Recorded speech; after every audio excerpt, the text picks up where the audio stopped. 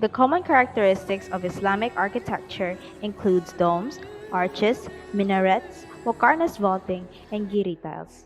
The domes, arches, and tilework reflect the influences of Christian architecture. A dome is a rounded vault on the roof of a building. Common or important types of buildings in Islamic architecture includes mosques, madrasas, tombs, palaces, hammams or public baths, Sufi hospices, examples like canals or zawiyas, fountains and sabils, commercial buildings, examples are caravasserais and bazaars, and military fortifications. The principal Islamic architectural types are the mosque, the tomb, the palace, and the fort. From these four types, the vocabulary of Islamic architecture is derived and used for other buildings such as public baths, fountains, and domestic architecture.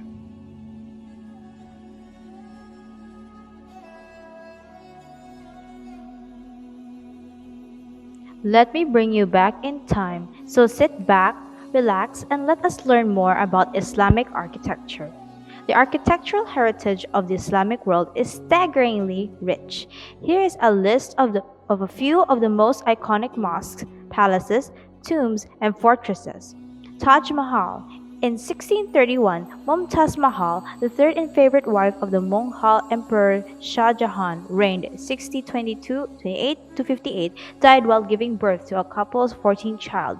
Devastated, the emperor commissioned the Taj Mahal, a massive mausoleum complex on the southern bank of the Yamuna River, that ultimately took more than 20 years to complete.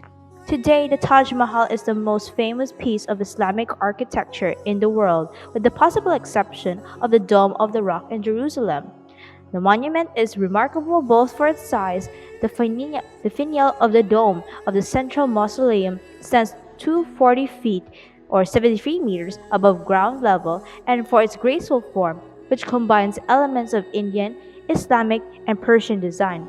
From afar, viewers are dazzled by the white marble of the central tomb, which appears to change color with daylight.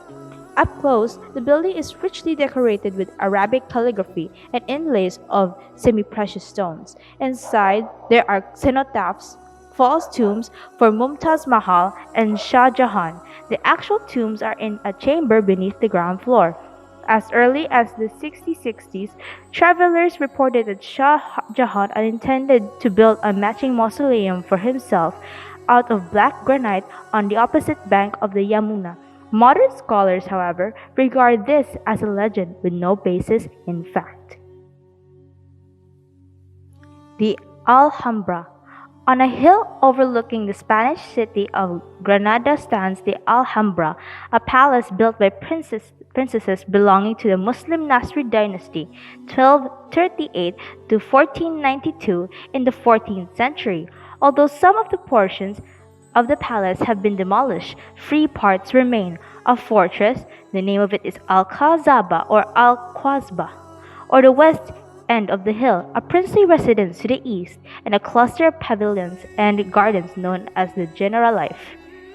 The courtyards and rooms of Alhambra are exquisitely decorated with colored tiles, carved stucco, carved wood, and calligraphy. Some of the most remarkable ornamental features are the intricately carved geometric stalactite designs, a recurring pattern in Islamic architecture called muqarnas in Arabic, that adorn the halls surrounding the Court of the Lions. The Friday Mosque, Isfahan. Located at the center of Isfahan, a city full of architectural treasures, is the sprawling Friday Mosque. A mosque has stood on the site since the 18th century, but the oldest elements of the current structure are two domes built during the Seljuk dynasty, which ruled parts of Iran in the 11th century. In the early 12th century, the mosque was rebuilt around a rectangular courtyard adjoined on each side by an iwan, a type of hall that opens into a tall arc on one side. The four-iwan design, which first appeared in Isfahan, later became the norm for Iranian mosques. The Dome of the Rock. The Dome of the Rock in Jerusalem is the oldest extant Islamic monument and one of the best known. Built in 692, about 55 years after the Arab conquest of Jerusalem, the design and ornamentation are rooted in the Byzantine architectural tradition but also displays traits that would later come to be associated with a distinctly Islamic architectural style. The structure consists of a gilded wooden dome sitting atop an octagonal base. Inside, two ambulatory circle around a path of exposed rock. The site is sacred to both Judaism and Islam. In Jewish tradition, it is said to be the spot where Abraham prepared to sacrifice his son Isaac. In Islamic tradition, it is held to be the site of Muhammad's ascent to heaven. The interior is richly decorated with marble, mosaics, and metal plaques. The Great Mosque of Samarra. When the Great Mosque of Samarra in Iraq was built by the Abbasid Caliph al-Mutawakkil, reigned 847-861, around 850, it was probably the largest mosque in the world, with a total area of nearly 42 acres. The mosque was built out of baked brick, with an interior decorated with blue glass. Most of the structure was destroyed during the Mongol invasion led by Hulagu in 1258, but one of the most intriguing features, the 170-foot or 52-meter minaret survived. The minaret is built in the shape of a cone wrapped in a spiraling ramp that leads to the top. It's unclear why the builders choose the conical shape. Some people have noted that it slightly resembles an ancient ziggurat. The Citadel of Aleppo. Some of the most impressive works of architecture in the Middle East are the medieval fortresses in cities such as Cairo, Damascus, and Erbil. One of the best remaining examples of Islamic military architecture is the citadel that stands on the top of the hill in the middle of the Syrian city of Aleppo. Archaeologists have found fortifications of the site dating back to Roman times and earlier, but the citadel was begun in the 10th century and acquired its current form in a massive expansion and reconstruction during the Ayyubid era, about 1171-1260. Inside the walls are the citadel that there are residences, chambers to store supplies, wells, mosques, and defensive installations, everything needed to hold out against a long siege. The most imposing part of the complex is the massive entrance block built around 1213. A steep stone bridge resting on 7 arches leads across the moat, now dry, to 2 towering gates, the Gates of the Serpents and the Gate of the Lions. To enter the citadel, invaders would have had to penetrate both gates and navigate a winding passageway while defenders poured boiling liquids down on them and arrows shot from numerous arrow slits rained down on them from above. The Great Mosque of Cordoba. The earliest parts of the Great Mosque of Cordoba, Spain, were built on the site of a Christian church by the Umayyad ruler Abd al-Rahman in 784-786. The structure underwent several enlargements in the 9th and 10th centuries.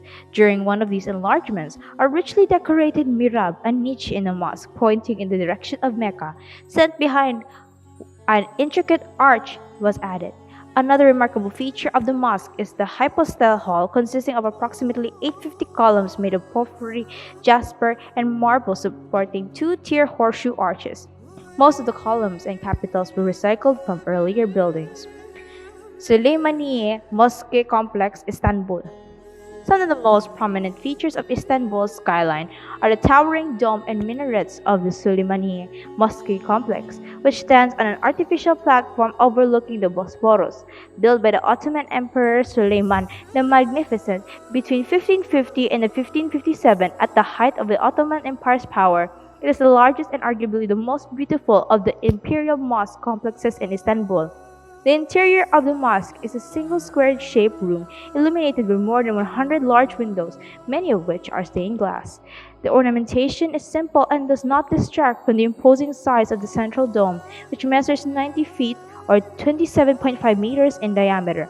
Arranged around the mosque itself are a hospital, several religious schools, a row of shops, a mausoleum, and a bath. The complex was designed by the Ottoman master architect Sinan, whose buildings were critical to the establishment of a distinctly Ottoman style of architecture and is considered one of his masterpieces. Both Sinan and Suleiman are buried in the complex.